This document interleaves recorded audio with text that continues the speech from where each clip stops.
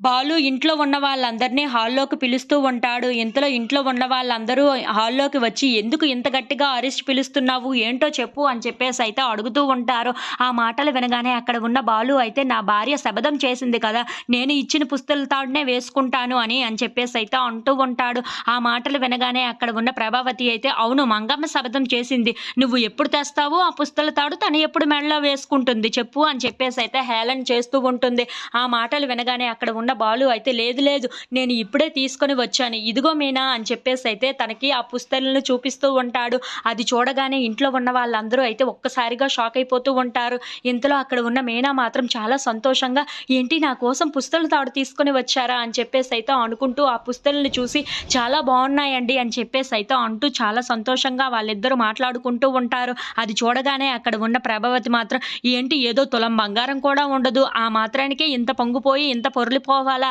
ఈ మాత్రానికే" అని చెప్పేసైతే అంటూ ఉంటుంది. ఆ మాటలు వినగానే అక్కడ ఉన్న మీనా మాత్రం, "నా భర్త తను స్వయంగా తీసుకొని వచ్చాడు. తన కష్టంతో తీసుకొని వచ్చాడు. నాకు ఇది చాలా ఆనందంగా ఉంది. నేను చెప్పినట్లుగానే, నేను శపథం చేసినట్లుగానే ఈరోజే తీసుకొని వస్తాడు అన్నానా లేదా? ఈరోజే తీసుకొని వచ్చాడు కదా! నాకు అదే ఆనందం" అని చెప్పేసైతే అంటూ ఉంటుంది. ఆ మాటలు వినగానే అక్కడ ఉన్న ప్రభావతి మాత్రం ఏమీ మాట్లాడకుండా మౌనంగా చూస్తూ ఉండిపోతుంది. ఇంతలో అక్కడ ఉన్న మీనా మాత్రం, "శభాష్ ముల్లకంప" అని చెప్పేసైతే అంటూ ఉంటుంది. ఆ మాటలు వినగానే అక్కడ ఉన్న బాలు అయితే చాలా సంతోషంగా, థాంక్ యూ పూలకంప" అని చెప్పేసైతే అంటూ ఉంటాడు. ఆ మాటలు వినగానే ఇంట్లో ఉన్న వాళ్ళందరూ అయితే చాలా కోపంగా వాళ్ళిద్దరిని చూస్తూ ఉంటారు. ఇంతలో అక్కడ ఉన్న సత్యం మాత్రం చాలా సంతోషిస్తూ వాళ్ళ కొడుకు, కోడల్ని అలా చూస్తూ ఉంటాడు. ఇంతలో అక్కడ ఉన్న ప్రభావతి మాత్రం మొఖం ముడుచుకుంటూ ఒక పక్కకు వెళ్ళిపోతూ ఉంటుంది.